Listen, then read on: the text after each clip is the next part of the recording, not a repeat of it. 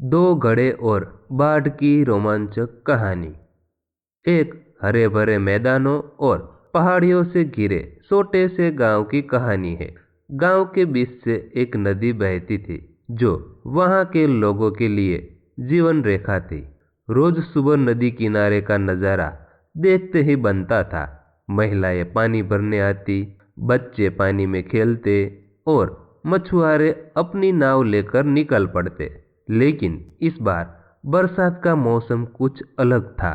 बारिश तो हर साल होती थी, पर इस बार जैसे आसमान ने कसम खा ली थी कि पूरे गांव को पानी में डुबोकर ही दम लेगा।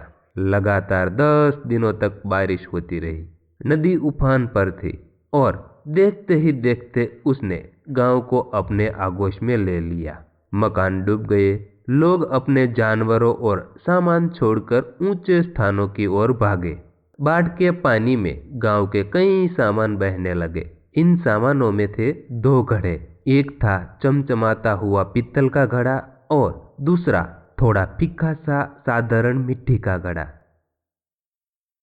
दोनों एक ही घर के कोने में पड़े रहते थे। बाढ़ का पानी इन्हें अपने साथ बहा ले गया। पानी में बहते बहते पीतल के घड़े ने अपनी चमक से इधर उधर झांकते हुए कहा, अरे ओ मिट्टी के घड़े, तुम्हें तो डर लग रहा होगा, है ना? तुम तो इतने कमजोर हो कि जरा सी ठोकर भी लगी तो चूर चूर हो जाओगे। चिंता मत करो, मैं हूं ना, तुम मेरे पास रहो, मैं तुम्हारी मदद कर दूंगा।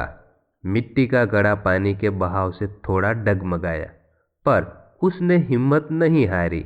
उसने पीतल के घड़े की बात सुनकर मुस्कुराते हुए जवाब दिया, धन्यवाद मित्र, तुम्हारा प्रस्ताव अच्छा है, लेकिन तुमसे दूर ही रहना मेरी भलाई में है। तुम बहुत कठोर हो और अगर तुमसे जरा भी टकरा गया तो मेरा क्या होगा ये तो तुम जानते ही हो। मुझे अपनी राह पर चलने दो, मैं भगवान पर भरोसा करता हूँ, वह मुझे जरूर बचाएगा। पीतल का घड़ा अपनी चमक और मजबूत शरीर पर इतराता हुआ पानी के बहाव में इधर उधर डोलने लगा। उसने सोचा, इस मिट्टी के घड़े को कुछ समझ ही नहीं है, मैं इतना मजबूत हूँ और यह मुझसे दूर रहकर अकेला लड़ना चाहता है। खैर, डूब जाएगा तो मेरी बात याद करेगा। दूसरी ओर मिट्टी का घड़ा बहाव के साथ तालमेल बिठाते हुए धीरे धीरे किनारों की ओर बढ़ने लगा। उसने तेज बहाव का विरोध करने की बजाय उसकी दिशा का सहारा लिया। वह अपने हर कदम को सोच समझकर बढ़ा रहा था। पीतल का घड़ा जो भारी और कठोर था, तेज बहाव के कारण बार बार पानी में डूबने लगा।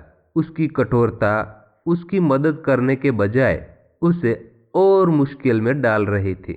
आखिरकार पानी ने उसे पूरी तरह से भर लिया और वह नदी में डूब गया। वहीं मिट्टी का घड़ा जो कमजोर और साधारण लग रहा था, पानी के साथ तालमेल बनाकर धीरे धीरे किनारे तक पहुंच गया। उसने अपनी समझदारी और धैर्य से खुद को बचा लिया। तो दोस्तों, इस कहानी से हमें सीखने को मिलता है कि जिंदगी में हर चीज ताकत या कठोरता से नहीं जीती जा सकती। लचीलापन और सही सोच ही असली ताकत है। विपरीत परिस्थितियों में बहादुरी के साथ साथ सूझबूझ भी जरूरी है। तो अगली बार जब आप किसी घड़े को देखेंगे तो शायद यह कहानी जरूर याद आएगी।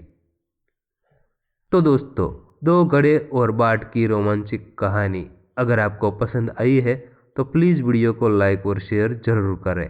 और अगर आप इस पीडीएफ बुक को डाउनलोड करना चाहते हैं तो हमारी टेलीग्राम चैनल वर्ल्ड जीके इन हिंदी को ज़रूर से ज्वाइन कर लीजिएगा।